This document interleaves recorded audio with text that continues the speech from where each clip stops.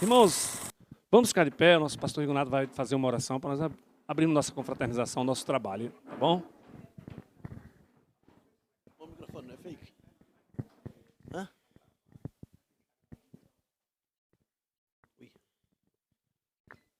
Oremos.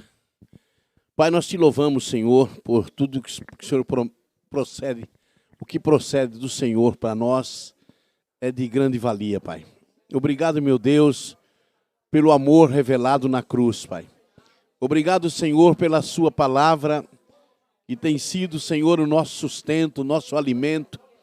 Obrigado, Senhor, pela nossa escola dominical, pelos professores de escola dominical. Obrigado por esse momento de confraternização.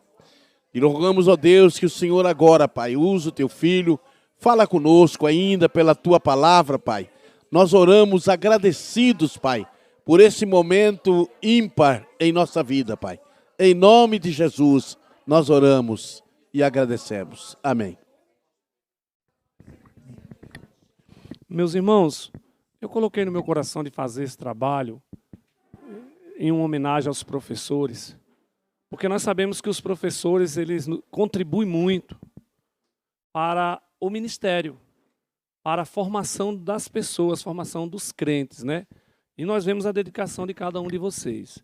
Eu vou falar aqui uns 2 minutos, algo que eu tenho aqui para vocês, depois o Kelvin estará ministrando uma palavra para nós. Eu pensei que poderia ter trazido alguém para ministrar, mas eu queria dar essa honra para um dos professores. E aí eu olhei na pessoa do Kelvin para representar nós. Nós vamos ouvir ele nessa noite um pouco aí da palavra de Deus através da vida dele, né? Então, o professor da escola bíblica dominical tem o privilégio e a responsabilidade de ensinar. E para que ele tenha um bom desempenho, é preciso que ele não somente esteja preparado para ensinar, mas também pronto para discipular, para exercer a liderança do grupo, que tenha uma vida condizente com quem ele ensina. Na Bíblia, irmão, aparece mais de 200 vezes a palavra ensinar. Eu vou citar aqui só algumas vezes para a gente perceber. Ó. A primeira vez que aparece, especificamente o ensino foi ordenado por Cristo em Mateus 28:19. Portanto, ide, fazei discípulos de todas as nações, batizando em nome do Pai, do Filho e do Espírito Santo, ensinando-os a guardar todas as coisas que eu vos tenho mandado, e eis que eu estou convosco todos os dias até a consumação dos séculos. Amém. Também o ministério de Jesus, ele ensinou. Então, pela virtude do Espírito, voltou Jesus para a Galiléia, e a sua fama correu por todas as terras em derredor, e ensinava nas suas sinagogas, e por todos eram louvados. Também nós vemos que os cristãos também, eles também ensinavam. Em todos os dias no templo e na casa não cessavam de ensinar e de anunciar a Jesus Cristo como Salvador. Então aqui alguns exemplos de ensinamento. Professor, irmão, sempre foi um pilar para a sociedade. Hoje não estão valorizando mais aí o mundo os professores, né? Perderam o seu respeito. Mas da minha época para trás, a minha mãe dizia que a professora era a segunda mãe. Se você respondesse a professora na escola e ela contasse para sua mãe, você ia ter sérios problemas com a mamãe. Mas passou o tempo e foram perdendo o respeito e a banalização pelos professores. Isso secular, né? Agora, na casa de Deus, graças a Deus, temos um respeito, né? A consideração. As pessoas que ensinam têm uma responsabilidade. Elas são visadas, são olhadas, são copiadas, são respeitadas e honradas. E eu queria fazer esse trabalho essa noite só para que vocês entendessem que nós, o Ministério Sopro Divino, queremos cada dia mais ter vocês do nosso lado e valorizar vocês como professores, como servos de Deus, como pessoas que estão inspirando, viu? Vocês pensam que não, vocês estão inspirando crianças, adolescentes e jovens. Então, vocês têm um papel importantíssimo na igreja, quanto o papel que tem um pastor. Um pastor tem responsabilidades maiores, mas o papel de ensinar, como o nosso pastor Rigonato fala, ensinar vem da palavra insigne, né? que quer dizer marcar. E eu vejo como marca. Lá na rua tem muitas crianças que a Ana ensinou na escola dominical do Monte Oreb. E os pais não são crentes. Mas toda vez que elas passam na rua que vê a Ana, elas chamam a Ana de professora, abraça, pergunta quando que a Ana vai voltar a dar aula lá. Então, vendo isso, eu vejo o quanto que os professores são marcados na mente das crianças, né? Na memória das crianças. Então, eu quero aqui já de antemão parabenizar cada um de vocês. Deus abençoe a vida de vocês cada dia. E sobre o professor, sobre a preparação, isso o Kelvin vai nos falar um pouquinho. Né? Ele está até nervoso, mas ele vai falar. Tenho certeza, tá bom? Que Deus abençoe cada um de vocês. Obrigado por ter atendido ao nosso convite. E continue firmes aí, que Jesus é fiel, né? Vem cá, pastor, o diácono Kelvin, vamos orar por sua vida. Pastor Zé, vem orar pela vida dele.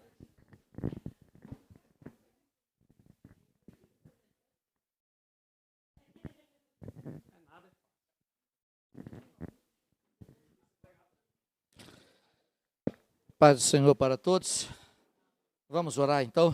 Deus, em nome de Jesus, nós te rendemos honra, glória, louvor, adoração ao teu nome, por esses momentos que estamos aqui em tua presença, pedindo ao Senhor para que Deus, o Senhor possa abrir a porta da palavra ao teu servo, que vai ministrá-la nesta noite, para que esta palavra não retorne ao Senhor vazia, mas antes possa fazer aquilo que te apraz. Fala conosco, Senhor, precisamos ouvir a tua voz, receber a tua palavra, que a tua presença, Senhor, aleluia, nos constranja, Deus querido, nos leve para o nosso devido lugar. Como disse João, que o importante é que o Senhor cresça, aleluia, que o Senhor apareça e que nós diminua. Ser conosco, em nome de Jesus, nós te agradecemos. Amém?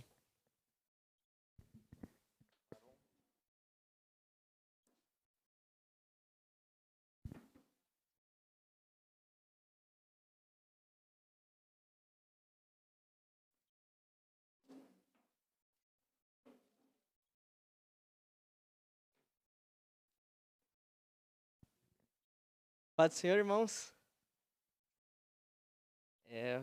Aqui estou muito nervoso. Agora realmente eu fiquei nervoso. Não fiquei o dia inteiro tranquilo. Fiquei pensando o dia inteiro, não, vai ser tranquilo, né? Já estou aqui, tá? Agora fiquei nervoso. 2 motivos. Número 1, só tem mestre aqui, né? Aqui só tem mestre, né? O mestre aqui, ó. Bacharel em teologia, doutorado em teologia pela vida, por próprio Deus que deu a teologia. Pastor, professor, outros professores. E eu aqui. O mais novo aqui também. Eu sou um dos mais novos aqui, né? Claro que ainda não, né? Porque tem alguns novos aqui também que são. Mas eu tô abaixo da idade aí. Mas, ó, vamos lá, irmãos, eu espero que eu consiga passar aquilo que Deus tem para passar para nossas vidas. É um estudo, não é uma pregação. Como eu sempre falo, não sou pregador, não consigo pregar. Eu fui pregar na segunda-feira, minha mãe arriscou de colocar eu para pregar na segunda-feira, aí vai eu aqui, né? Aí cheguei lá em casa, Elaine, mas Kelvin, nos últimos 5 minutos você foi bom. Nos outros você só enrolou. Eu falei, meu Deus do céu, não é que eu enrolei, não. É do jeito que eu falo. É do jeito que eu falo ali, eu não consigo ser diferente, né? Não sou o pregador ali do Deus vai te dar a casa. Deus vai te dar. Não, irmãos. Mas vamos abrir as nossas Bíblias no livro de Esdras, no capítulo 7.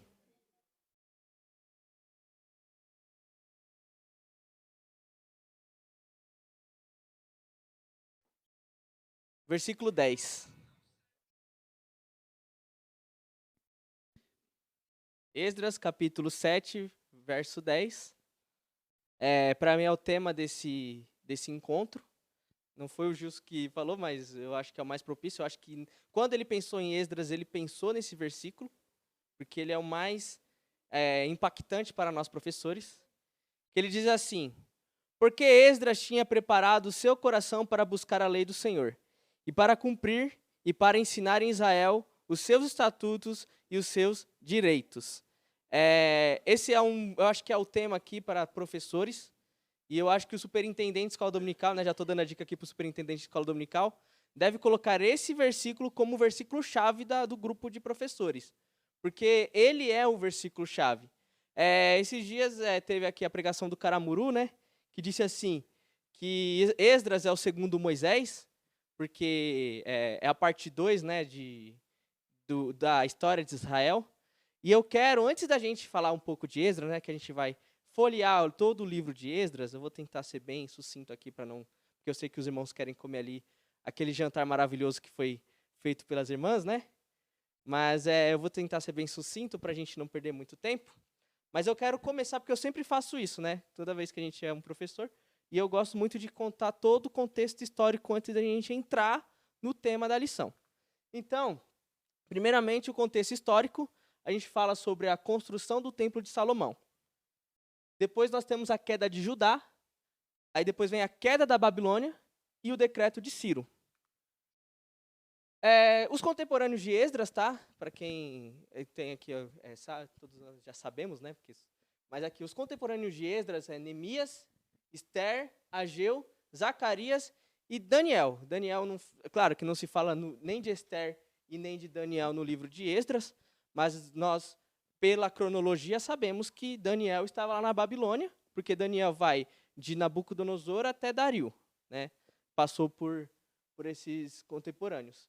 E Ester também, porque se a gente for pensar no capítulo, depois a gente vai discorrer o assunto, mas entre o capítulo 4 e o capítulo 5 de Esdras, nós temos um intervalo ali de 50... Desculpa, irmãos. Capítulo 5 ao capítulo 6, nós temos um intervalo de 52 anos, que é o tempo ali que Esdras esteve na Babilônia, aprendendo ali sobre a Bíblia, né? E ali ele esteve no reinado de Artaxerxes, que era marido de Ester.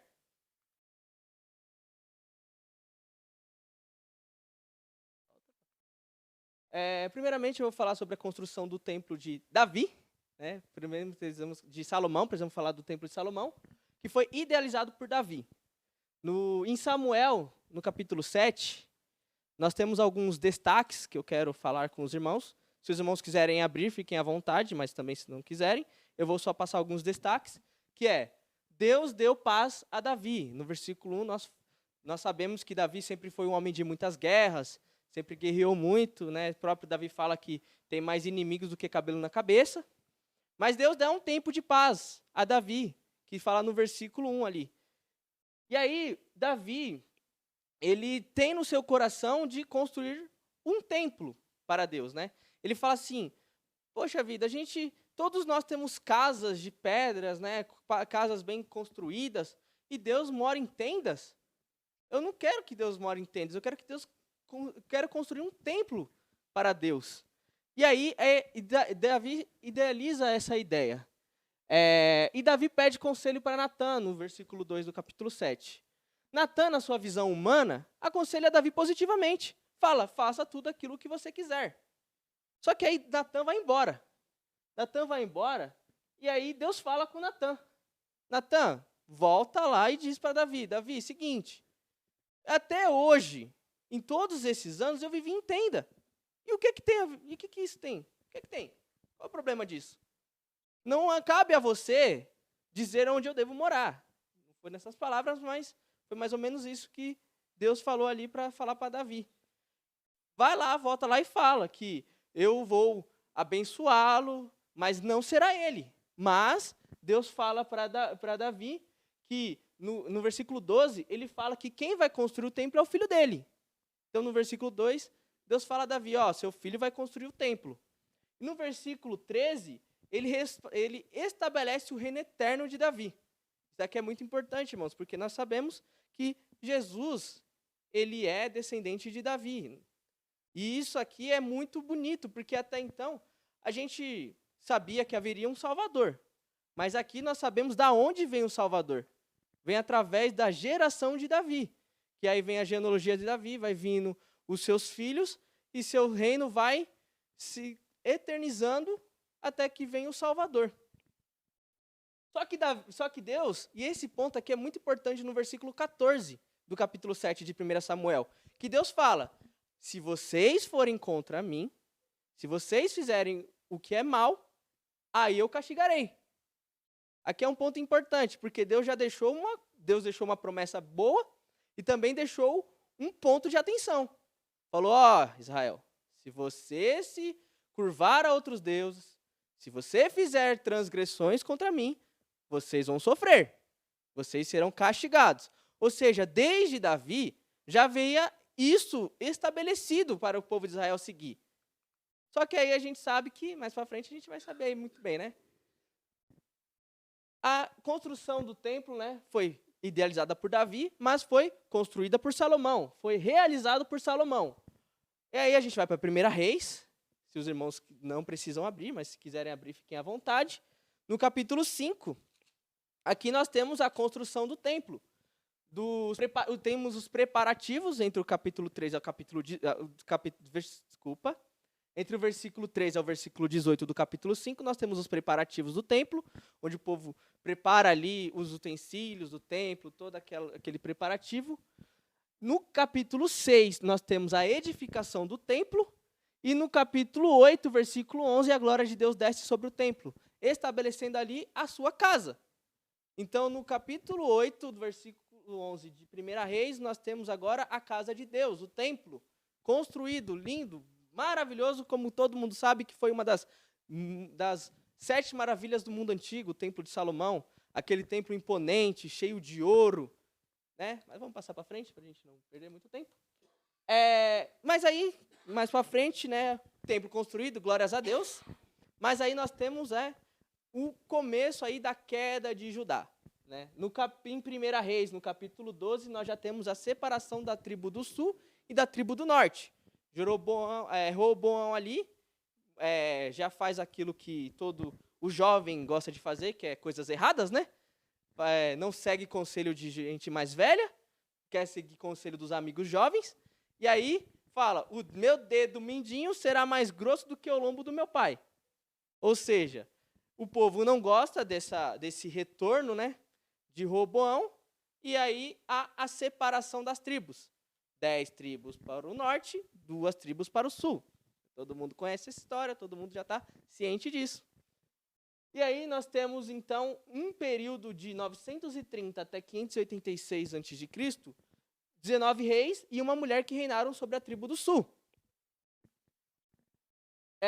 Em 2 Reis, capítulo 25, versículo 9, nós temos, então, Nabucodonosor sitia ali a tribo do sul e sitia o templo e rouba todos os utensílios do templo. Ou seja, aquele templo lindo e maravilhoso que foi criado por Samuel, agora está destruído com fogo, queimou o templo.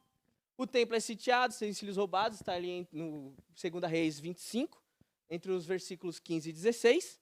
E aí nós já estamos chegando perto ali de onde a gente vai chegar, né? Nós temos aí o Nabucodonosor cria seu império, né? Seu império. E aí, mais para frente, nós temos a queda da Babilônia. Agora nós vamos falar da queda da Babilônia. Que é o quê? O Belsazar, neto de Nabucodonosor, pega os utensílios do templo. Se os irmãos quiserem, está em Daniel, capítulo 5. Daniel, capítulo 5, nos versículos 2 a 4. Belsazar, neto de Nabucodonosor, pega os utensílios do templo. Isso aqui é um ponto muito importante, irmãos, porque até então, Nabucodonosor, amém, Deus abençoe, só sitiou o templo. E ele guardou os utensílios. Ele não ousou utilizar esses utensílios. Mas o neto dele, como todo jovem que gosta de fazer coisa errada, né, foi lá, fez uma grande festa. E lembrando que, neste período que ele faz essa grande festa, Babilônia estava sendo cercada pelos medos e persas. Só que aí vem um ponto interessante. A Babilônia, a capital da Babilônia, ela era considerada como um local intransponível.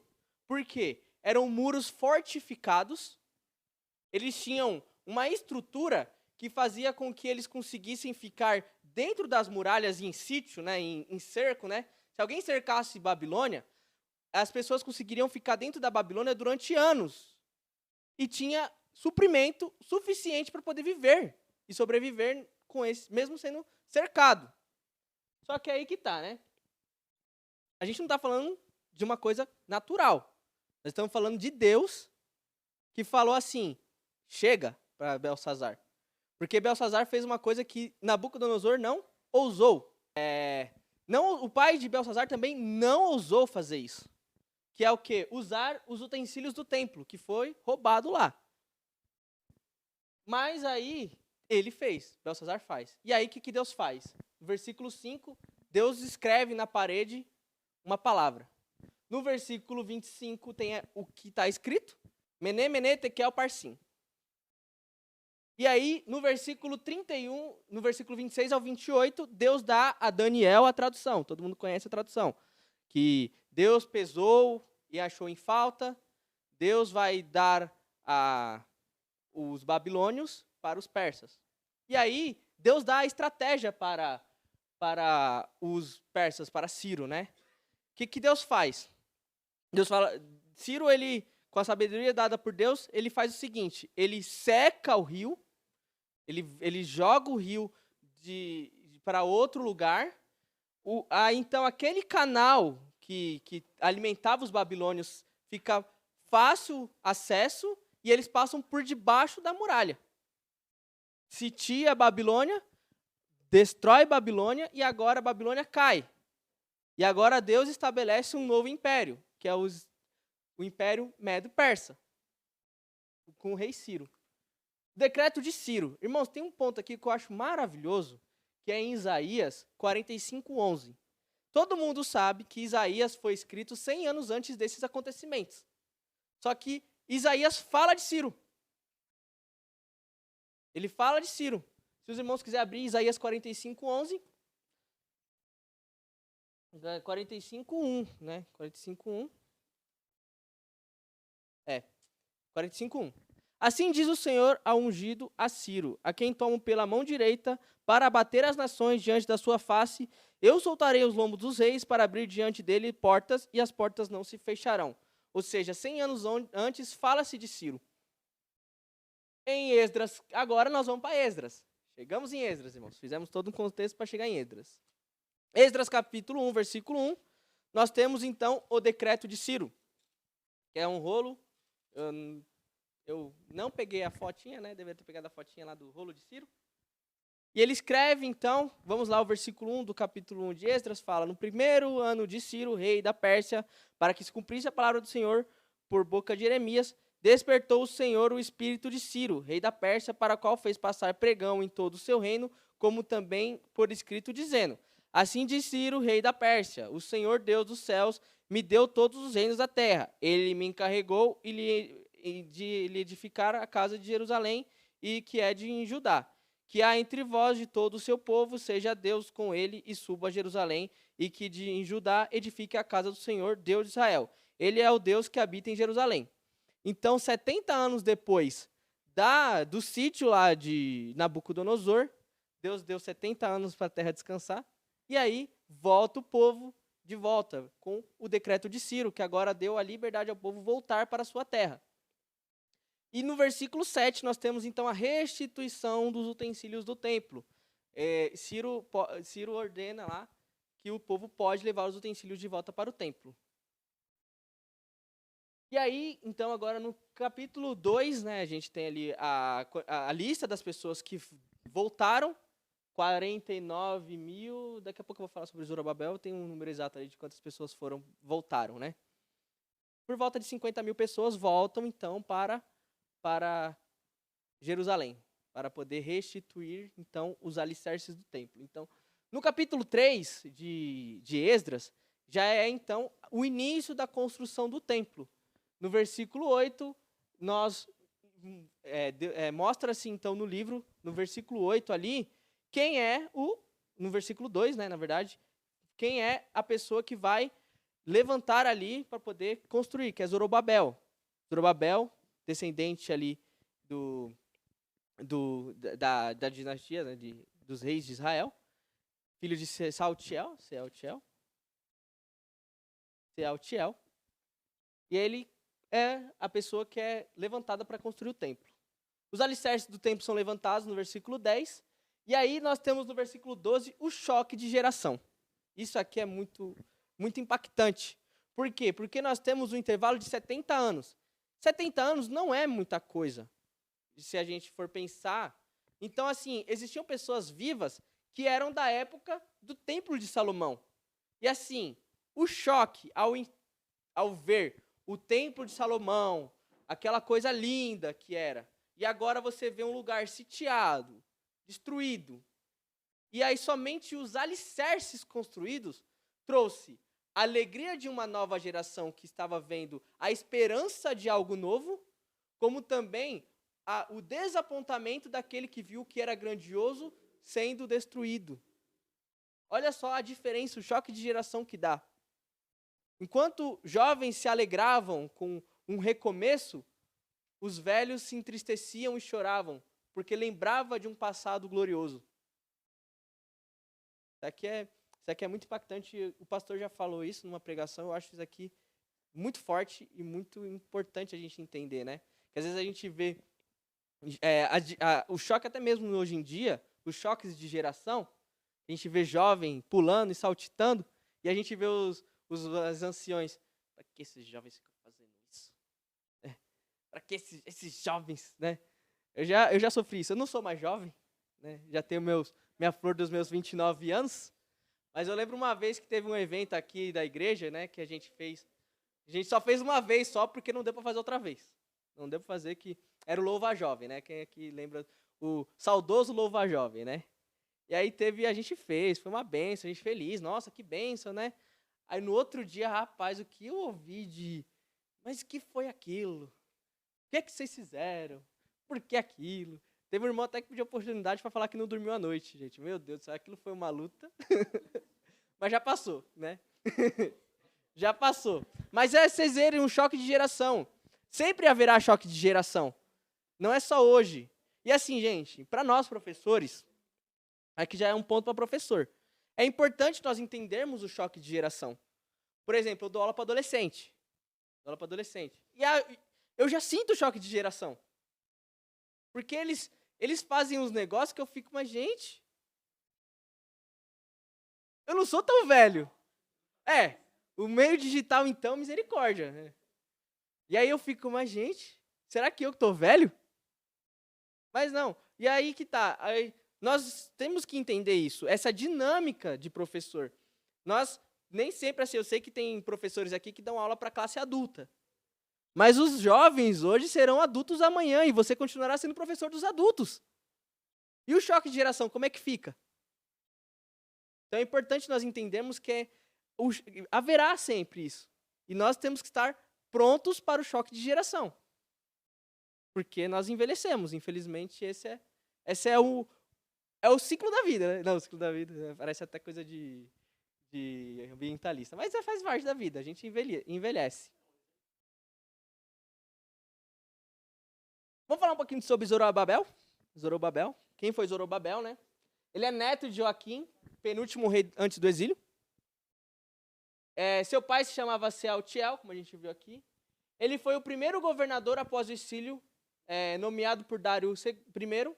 Junto com Josué, liderou 42.360 judeus que retornaram para a terra sagrada e iniciou as obras de reconstrução do templo. Então é só um panorama de quem foi Zorobabel, o primeiro rei depois do retorno ali do povo à sua terra, e também filho ali da geração de Davi. Então ele faz parte da geração de Davi. Agora vamos às obras paradas, né? Um contexto ali sobre por que você vai ver ali no capítulo 4. No capítulo 3 nós temos a construção então dos alicerces.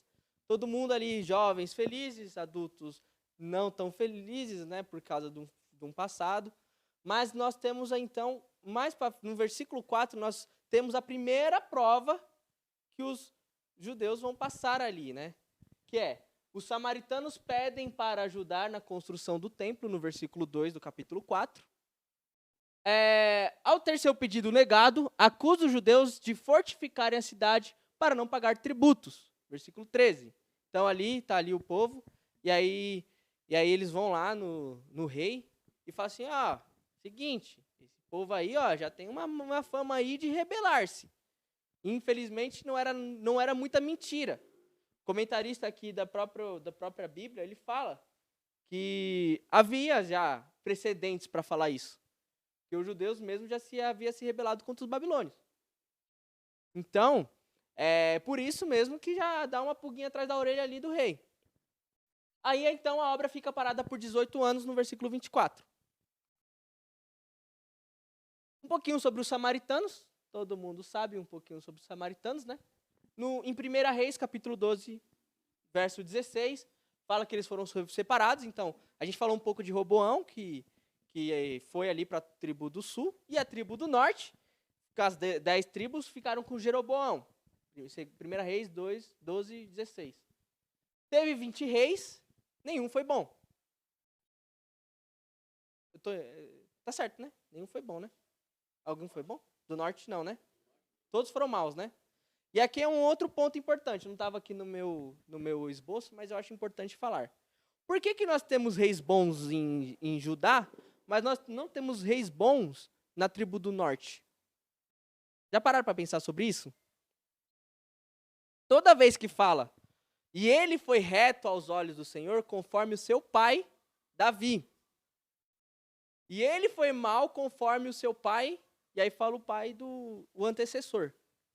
Por quê? Porque o filho, ele vê aquilo que o pai faz. Isso daí é padrão. Então, quando o rei era bom, ele se espelhava em Davi. Quando o rei era mau, ele se espelhava no seu antecessor. Na tribo do norte, Jeroboão sempre foi mau. Em quem você vai se espelhar? Você vê a importância do espelho? Do exemplo, como é importante? Nós temos reis bons, porque temos exemplo para seguir. E tem rei mau, porque também tem exemplo. A escolha fica para quem? Fique pensando nisso. Por isso que nós, como professores, aí vai mais um pontinho aqui, para nós professores, nós somos exemplo para essa geração. Professores das crianças, eu como professor de adolescente junto com o Rogério, professores de jovem, né, Sandra? Nós somos exemplo para esses jovens. E assim, eu tenho um ali, né, que eu não gosto, não vou me gabar, né, mas assim, eu vejo como esses adolescentes, eles têm eu como uma referência. Eu fico bem feliz, sabe? Eles vão falar que não, né, porque cabe a dizer isso, né? Mas eles têm eu como uma referência e eu fico tão feliz, sabe por quê? Porque quanto mais próximo eles estão de mim, mais próximo eles ficam e mais a referência eles pegam, sabe? Eles falam, eles ficam brincando das coisas que eu faço, nossa, mas o Kelvin faz isso, e o Kelvin faz aquilo. E aí você vê que está surgindo uma geração que tem visto um bom exemplo. Glórias a Deus, não é que eu quero me gabar, não estou me gabando, mas aqui as obras falam por si, né? Chega de falar de mim.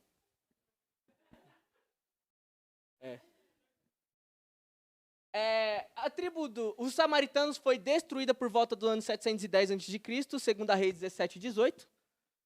E aí é muito importante a maneira que foi destruída. Por quê? Porque enquanto a tribo do sul foi levada para longe, mesmo assim com seu povo, os assírios fizeram diferente com a tribo do norte. Eles misturaram a geração. Então, o que eles fazem? O assírio, para destruir, ele não destruía a parte física. A parte física se reconstrói. Uma nação destruída, ela se reconstrói. Uma nação sitiada. Por exemplo, no Japão, quando tem um tornado, ele se reconstrói ali. Você vê, é um absurdo. Tem um terremoto no Japão. Um mês depois está lá, tudo bonitinho. Parece que nem passou um terremoto. No Brasil não aconteceria isso, mas amém. Mas assim, por quê? Porque o físico reconstrói. Mas sabe o que ele fez? A estratégia? Misturou a cultura. Quando você destrói a cultura, dificilmente você recupera. Então você vê que até hoje a tribo dos samaritanos é misturada. Porque perdeu-se a identidade. Perdeu-se ali aquilo que era primordial para uma nação, que é a sua essência. E aí vem mais um pontinho aqui que eu quero deixar para os irmãos.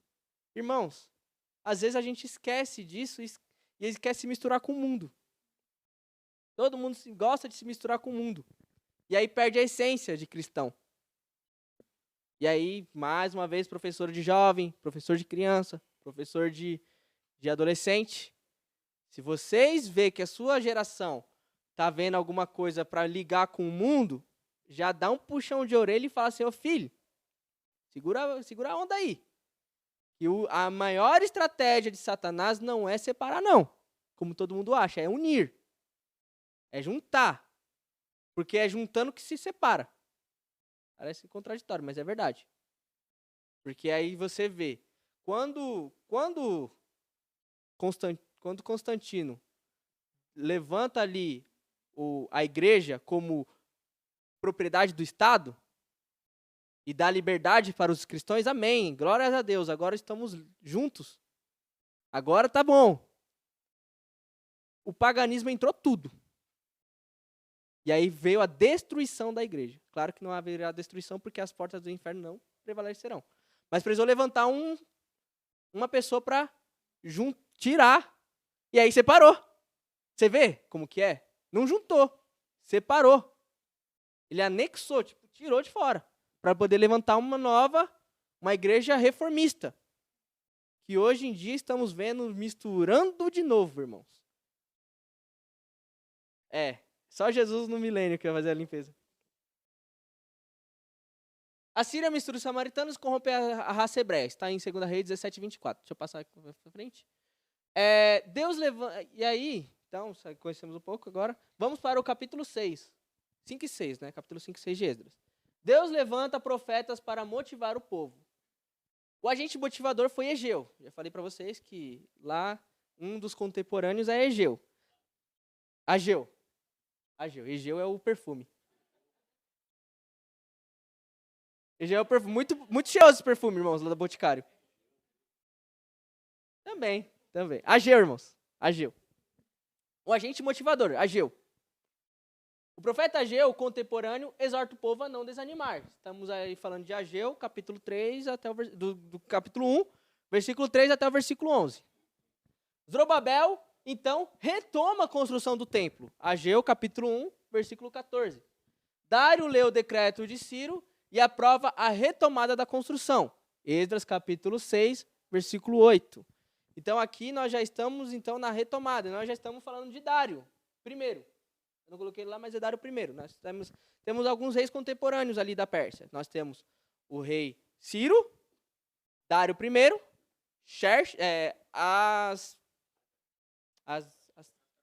Artaxerxes, mas tem um antes, que é o Cambises. Artaxerxes, Dário II, tá? Então, Dário lê o decreto de Ciro e aprova a retomada da construção, né? Deus levanta profetas para motivar o povo, a obra retomada, né? A obra retomada, no ano 518 a.C., o templo volta a ser reconstruído por Zorobabel, capítulo 6, verso 15. E aí nós temos no verso 21 a celebração da Páscoa, com o templo construído, né?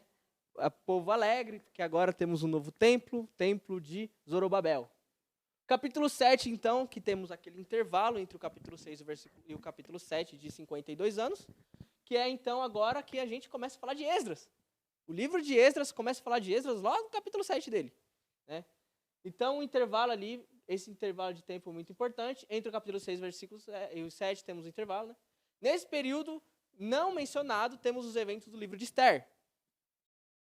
A lei de Assuero, filho de Dário I, onde deu aos judeus o direito de se defenderem da destruição dos amalequitas, e a festa de Purim. Todo mundo sabe esse contexto que está lá no livro de Esther. Lá, porque a gente não tem muito tempo, não. Vamos falar um pouquinho de Esdras. Quem foi Esdras? Esdras foi descendente de Arão, primeiro sumo sacerdote. Esdras sobe para Jerusalém em 457 a.C., verso 6. Esdras estudou e se preparou para ser um mestre para os judeus, verso 15 ao 24, que está ali também o nosso tema, né? A gente falou. Rei Artaxerxes ordena a Esdras levantar juízes para julgar dentro das leis do Torá e persa, versículos 25 e 26. Então aqui é um ponto importante, porque Esdras ele ia voltar para a sua terra. Só que Esdras seria um canal de bênção, de liderança para aquele povo. E Esdras, a maior preocupação de Esdras foi o quê? Trabalhar para estudar a lei do Senhor, para poder passar para o povo. Aí que tá, professor, você que é um professor, é importante o conhecimento. O quão importante é o conhecimento? Por que é importante? Porque uma vírgula que você fala errado para o seu aluno, essa vírgula se torna uma verdade. Isso é fato. Se você pode, depois o aluno ele pode ouvir de várias pessoas a verdade, mas ele fala, mas o meu professor não falou isso. Às vezes é importante, o quão importante é. Precisa estudar exegese, precisa estudar teologia avançada, do grego e hebraico, ser um Cavalcante da vida, né? Esses dias o Cavalcante veio aqui, foi dar um estudo para os jovens, aí ele mostrou a estante dele, mostrou os diplomas dele, aí eu falei, misericórdia, irmão, eu não consigo isso não. Porque Deus fala assim, Kelvin, Deus quer te fazer um Cavalcante. Eu falei, mas Deus... Não, calma aí. E o pior é que, irmãos, e aí também não pode falar para Deus que não tem tempo também, tá, irmãos? Não fale isso não.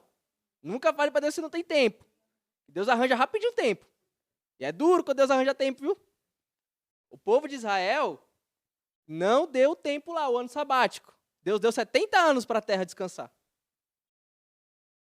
Pensa nisso. Deus dá tempo, viu? Não pedem tempo para Deus, não. Busquem o tempo que Deus te deu. Deus deu 24 horas para a gente poder dedicar pelo menos um tempinho ali para poder estudar a palavra de Deus. Amém? O caminho de volta, né? No capítulo 8, então, nós temos o caminho de volta ali do povo. Temos a lista dos que voltaram com Esdras, entre o versículo 1 e 20. Esdras jejuma para Deus guardar o caminho, versículo 21. Deus livra o povo das ciladas do caminho, versículo 31 do capítulo 8 de Esdras. Aqui tem um ponto muito importante, que é o quê? O rei Artaxerxes estava muito disposto a ajudar Esdras no caminho de volta.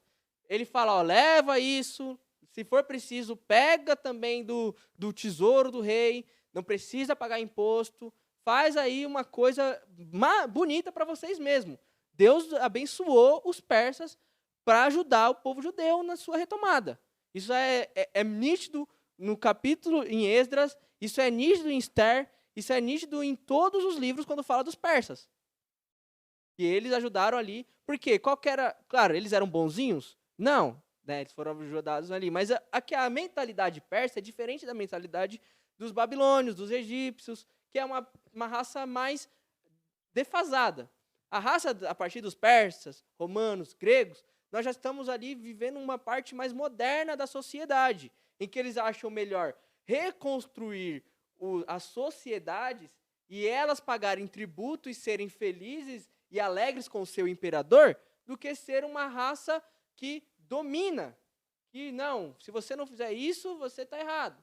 Tinha também pena de morte? Tinha. Sempre teve. Se você for olhar, ele falou até para Esdras. Esdras, seguinte, vai lá, estuda e fala para o povo o que tem que ser falado da lei. Se não cumprir, morre. Ele fala isso no capítulo 7 de Esdras. O rei Xerxes dá ali a ordem para Esdras. Então, assim, não é que eles eram bonzinhos, foram usados por Deus, obviamente. Mas é porque a sociedade persa já começa a trazer uma modernidade para a sociedade. Né? Estamos falando de 2.400 anos atrás? Estamos. Mas é um tempo aí de crescimento até chegarmos hoje. Entendeu? Então, ele fala, vai, pode ir. Se precisar de ajuda, vai. Só que uma coisa Esdras não pediu. Escolta. Esdras não pediu escolta. Esdras jejua para Deus e fala, Deus vai me guardar. E Deus guarda. Por quê? Por causa da fé de Esdras. E ele estava levando muita coisa de valor. Era uma viagem de mais de 1.000 quilômetros.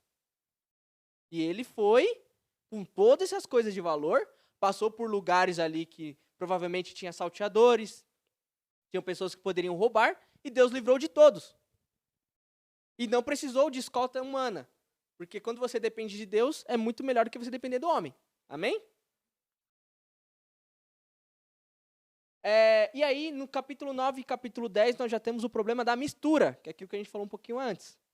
A gente for olhar aí no entre o versículo 3 e 5, os judeus retornaram e casaram com mulheres das regiões pagãs, né? Das regiões, mulheres pagãs.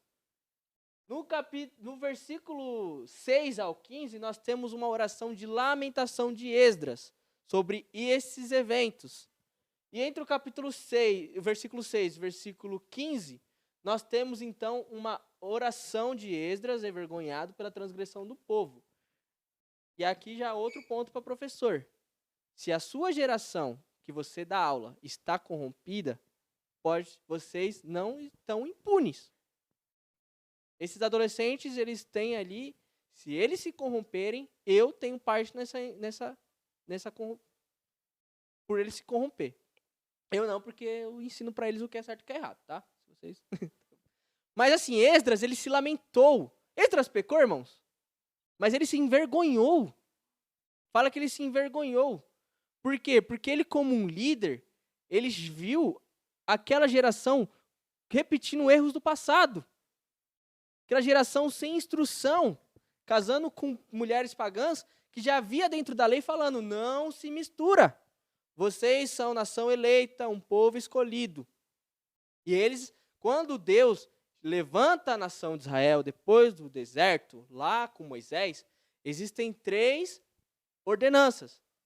Nação eleita, povo escolhido e santo.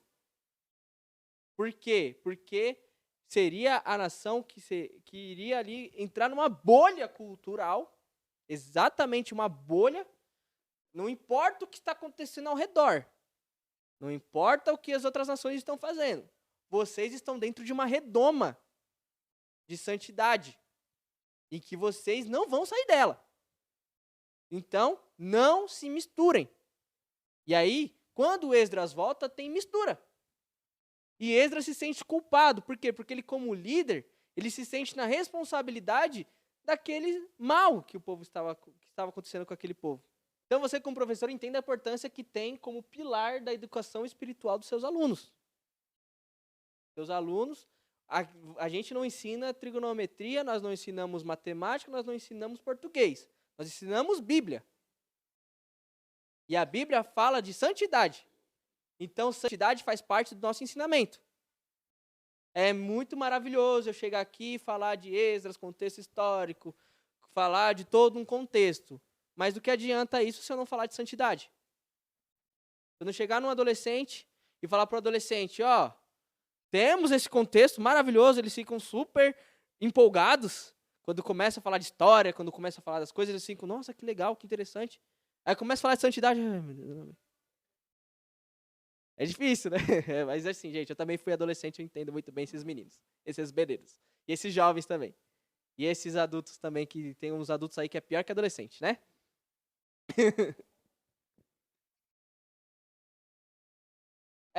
No capítulo 10, então, é aquele ponto em que Esdras chama para o arrependimento. Versículo 1 e 2, o povo reconheceu sua transgressão. Foi muito interessante isso, porque, lógico que eles viram o lamento de Esdras como um líder, como aquele que eles tinham como pilar espiritual. E eles viram eles viram ali o arrependimento de Esdras, a vergonha de Esdras, que orou e lamentou-se. E eles mesmos reconheceram o pecado. Entre o versículo 7 e 9, eles decidiram deixar as mulheres de casamento ilícito. Eles decidiram. Versículo 10 e 11 mostra, então, Esdras ensinando o povo e corrigindo eles. Falando assim, vocês erraram, mas agora voltem e se arrependam. E no versículo 19, então, o povo cumpre o compromisso e se despedem de suas mulheres. Aqui é um ponto que eu não vou entrar em discussão, mas deixa isso para mais para frente, né, que é a questão do divórcio, que é um divórcio, queira ou não, acaba sendo um divórcio. Eles eram casados e eles despediram das esposas pagãs. Mas nós aprendemos aí em escola dominical que existe o jugo desigual. E é errado o jugo desigual. Você, como pessoa santa e a pessoa não santa, mas isso não é um ponto para esse ponto. Depois a gente pode entrar em uma roda de debate e discutir sobre isso. Amém? Um professor não deve se omitir quando descobre que seus alunos estão errados. Eles precisam mostrar o caminho correto e corrigir. Esdras mostrou na lei, na frente do templo, o pecado, e o povo se arrependeu. Então, professor, você sabe ali que a sua sala tem alguma coisa errada? Não vamos expor também o aluno. Aquele aluno ali pecou. Não. Mostre o certo para todos. Se quiser chegar do lado da pessoa que pecou, fala assim, irmão, você está em pecado, vamos orar pelo arrependimento e tal. Mas é importante mostrar o erro e falar para ele, e mostrar para a sala que não deve se estar em pecado. Buscar o perdão sempre. E Deus sempre está disposto a perdoar. Sempre mostra para ele também o quanto é importante o perdão de Deus. Amém? Esdras mostrou na lei, na frente do templo, o pecado do povo e o povo se arrependeu. É importante isso. Além dele ter falado, o povo praticou arrependimento. E aí se arrependeu o povo. E aí nós sabemos o que Israel, até então, foi liberto da idolatria. Diz que Babilônia veio para curar o povo da idolatria. Claro que os judeus depois, né, eles não aceitam Cristo, né, quando Cristo vem. E no ano 70, o templo de Zorobabel chega ao fim. Mas é um ponto que eu queria, que eu não coloquei aqui, acabou meus esboços, mas é falar sobre quando Ageu, né, ele fala para o povo está ali, vendo ali um templo maravilhoso, um templo lindo, tinha 30 por 40 metros 30 por 40, né? E assim, era um templo estonteante, mas não chegava nem perto do templo de Salomão. Não chegava. O templo de Salomão foi maravilhoso. E aí, Deus fala através de Ageu, que a glória do segundo templo será maior que a primeira. Como pode um templo mais feio ter a glória maior? E aí só vamos entender isso 518 anos após esses acontecimentos.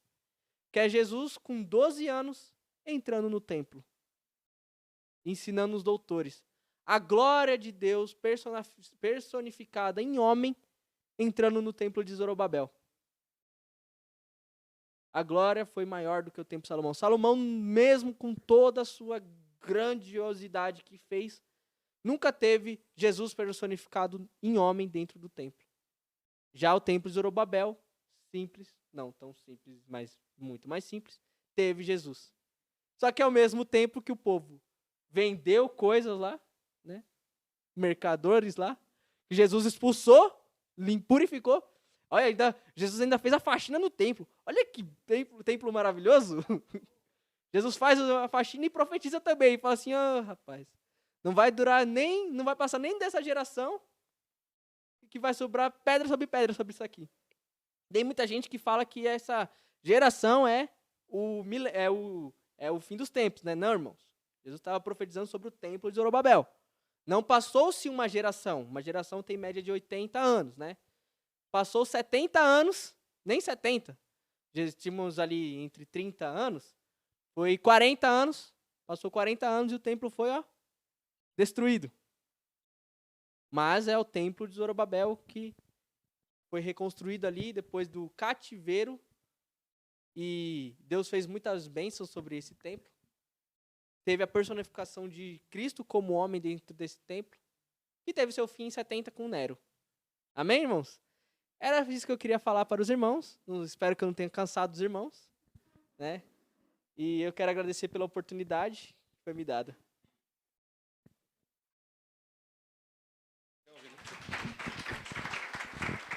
Glória a Deus. Irmãos, é importante o Kelvin está aqui hoje em pé falando para a gente na questão da gente desenvolver os nossos talentos que temos aqui na casa.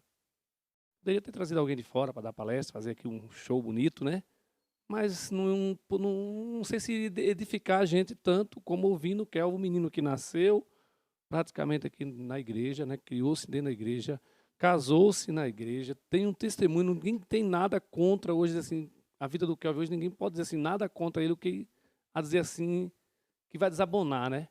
Então é importante para o crescimento dele e para que nós possamos entender que o ministério tem muitas pedras preciosas que estão sendo lapidadas aos poucos, que no futuro bem próximo estará aí à frente da igreja, no nome de Jesus, né? E quanto à questão da escola dominical, irmãos, eu quero falar para vocês a importância que é a espiritualidade da pessoa que está à frente da escola dominical. Eu lembro que uma vez eu dando aula no Monte Oreb falava sobre arrependimento. E eu dando aquela aula sobre arrependimento, irmãos, eu vi uma moça chorando. Chorando. E aquilo é que ela estava, sim, um sentimento de arrependimento dos pecados que ela estava cometendo. E Jesus estava naquele momento purificando ela. Aquela moça foi batizada com o Espírito Santo na aula de escola dominical no Monte Oreb. E eu presenciei isso. Uma outra vez eu dando aula sobre o perdão. Terminou a aula, passou um período ali de uns 10 dias, aí uma moça lá no Monte Oreb me procurou e falou, pastor, eu sou crente há 2 anos, só que eu estava intrigada da minha vizinha. Eu não falava com a minha vizinha há mais de 10. Depois que o senhor deu aquela aula sobre perdão, eu entendi que se eu não pedisse perdão para ela, eu não iria para o céu. Então, naquela noite, ela veio testificar. Eu, naquele dia que o senhor deu aula, quando eu saí, a primeira coisa que eu fiz foi ir na casa, bater na porta daquela mulher, chamar ela, pedir perdão para ela, dar um abraço nela, para que eu pudesse seguir a caminhada como crente. Eu estou falando isso, irmãos, para que vocês entendam a importância de vocês dentro da igreja. Na importância de vocês darem aula e ser uma aula que vai exibir o conhecimento, que vai trazer o conhecimento e, ao mesmo tempo, vai ter espiritualidade. Porque nós não trabalhamos com matemática, como o Kelvin falou, com física, com química. Nós trabalhamos com a palavra de Deus, que ela é viva e eficaz, mais penetrante do que a espada alguma de 2 gumes. Então, aquilo que falamos, que ensinamos, tem o poder de ir aonde nenhum homem vai. Nenhum. Não tem psicólogo, não tem psiquiatra, não tem nada que chegue lá, né? Então, eu quero assim agradecer a vocês. Deus abençoe pelo esforço de vocês durante esse período. Quero dizer que nossos maiores ensinadores aqui é o pastor Rigonato primeiro, né, que é o pioneiro dos ensinadores. A nossa missionária, fundadora também, irmã Nadir, é a pioneira do ensino nessa igreja. Eles são os pilares de exemplo de tudo que nós temos e fazemos nessa casa, veio deles 2. Então, queremos nessa noite também orar pela vida deles 2, para que o Senhor Jesus possa dar saúde, para que eles possam prosseguir muitos e muitos dias conosco, aí nos ensinando mais. Porque a experiência que eles têm, irmãos, vai nos dar para se prosseguirmos sem errar muito, diminuir nossos erros. Porque a experiência dos mais velhos serve para nós diminuirmos os nossos erros. É que às vezes nós não sabemos absorver essa experiência. Quem ouve o mais velho erra menos. Né? Ouvir o mais velho faz com que nós erramos menos. Temos nosso pastor Zé, que é o pastor da igreja hoje, né, local, e o nosso segundo pastor, pastor Rubens, estão aqui também na condição de ensinadores, porque todas as vezes que eles se levantam, eles estão ensinando também. E os outros são professores que estão aqui trabalhando junto conosco já há anos, né? Tem professor aqui que já tem muito tempo que está na caminhada conosco aqui. Então, o nosso quadro de professores, eu fico feliz, irmão. São pessoas que inspiram confiança, têm a palavra de Deus no seu coração, têm o desejo, têm a vocação, têm o desejo de cada dia melhorar. Eu espero que na nossa próxima caminhada, no nosso próximo ano, nós possamos dar um suporte maior para cada um de vocês. Porque quando a gente dá um suporte maior para os professores, eles vão conseguir trabalhar melhor. Né? As irmãs estão prontando a mesinha para nós comer ali, viu? Por isso que eu estou fazendo aquele preâmbulo, né? Como diz, né? Então é interessante isso. Então, trabalhar com criança é um negócio maravilhoso. É o primeiro momento que vocês marcam a vida de uma pessoa, é quando ela está começando, principalmente na igreja, né? Então, meninas que trabalham com as crianças, vocês têm cada dia mais ter sabedoria tanto de Deus como da Bíblia. Para, como o Kel falou, não ensinar nada fora.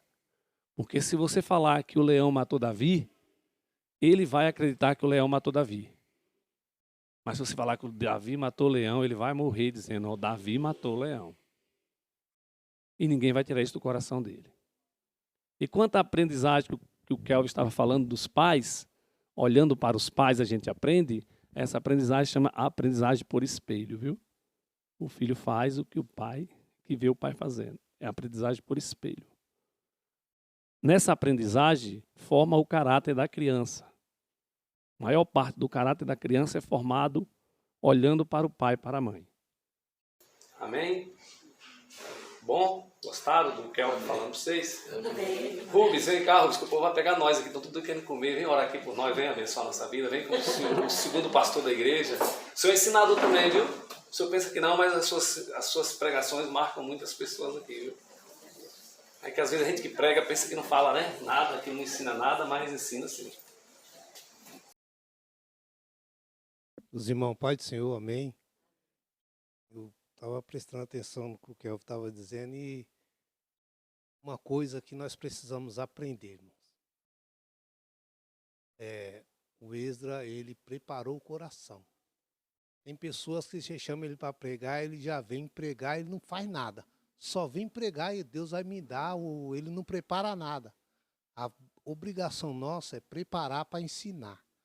Preparar o coração para ensinar as pessoas, porque nós aprendemos assim, fomos ensinados assim, né? Isso é muito bom. Eu aprendi muito aqui, graças a Deus, louvo a Deus, né?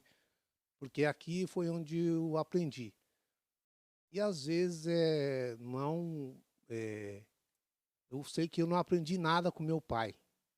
Conheci Jesus através da minha mãe que converteu primeiro, e eu sempre brincava com ela. Ela ia para a igreja, eu falava, a senhora vai para a sua, eu vou para a minha. Eu ia para o bar. Me lembro como se fosse hoje isso, eu dizia para ela. Mas ela não desistiu. Ela não desistiu e eu agradeço a Deus porque Deus me chamou aqui. Eu sempre tive isso ao meu coração. Só saio daqui se Deus falar comigo. Se Deus não falar comigo, eu não saio. Porque Deus falou comigo, Deus me chamou aqui. Porque se Deus, eu disse uma coisa, mas você põe isso na sua cabeça. Se Deus quisesse chamar você, chamasse você lá no Adelino, você tem que congregar no Adelino. Você foi chamado lá. Se Deus chamar você num lugar, é no lugar. Deus está precisando de você naquele lugar.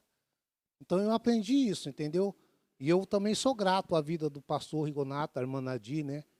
Eu aprendi muito, graças a Deus. Estou aprendendo ainda, a gente não sabe nada. A gente vai morrer aprendendo, tá, irmãos? A gente vai morrer aprendendo, a realidade é essa. E só vai entrar no céu porque ele vai aperfeiçoar na hora. Exatamente. Porque nós somos imperfeitos ainda, né? Nós estamos buscando a perfeição, como diz o apóstolo Paulo. Mas eu louvo a Deus, irmão, por isso. E a coisa é certa, irmão. É aprender. Aprender. Irmãos, eu Gilson falando aqui, eu me lembrei de uma... Eu sei que eu estou tomando um pouquinho de tempo, mas, ó... Quando o Gilson estava falando aqui, eu me lembro de uma escola dominical que eu dei lá embaixo. E falava sobre o perdão, Gilson. Falava sobre o perdão. E naquele dia, a irmã Nadir falou assim, pediu para mim dar aula. Eles não podiam dar aula, eles iam sair, eles não podiam dar aula. Ela pediu para mim dar aula. Irmãos, aquele dia eu falei assim, aí eu fiquei meio assim, querendo sair fora. A realidade eu queria correr. Mas aí Deus falou comigo, aí eu falei para ela, amém, irmã. Né? Eu queria sair fora, eu falei, tá bom, eu dou aula. Quando eu fui ver o título, eu falei, perdão, eu falei, Jesus amado. Mas, irmão, eu orei, viu? Orei, fui eu lendo, entendendo, buscando, procurando, fui buscando, mas preparação, irmão. Não é só você dar aula, jejua por isso também, porque isso faz parte, viu? Faz parte. E Deus age, viu? E naquele dia eu dei uma aula, irmãos, sobre aquilo. Irmãos, eu não é para minha glória, não estou dizendo isso para... Mas aquele dia que eu dei aula, que a irmã Nadir falou comigo, eu peguei, me preparei, dei aula. Mas eu vim consagrado. Irmãos, eu vou falar para você uma coisa, viu? O que eu via de gente chorando na sala de aula, irmão, teve pessoas que falou que tinha problema com a mãe. Irmãos, eu fiquei surpreso com aquele dia. Irmão, uma pessoa chorando... E a glória de Deus manifestando, e nós falamos, e a moça falou, Irmãos, eu nunca esperava, pastor Gilson, de ver uma pessoa dizer que foi violentada numa sala de aula por uma pessoa e ela não conseguia perdoar.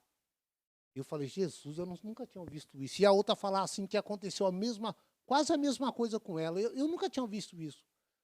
Mas eu entendi que Deus estava falando no coração, igual o Gilson falou aqui. Mas isso aí, irmão, é preparo. Tem que haver um preparo.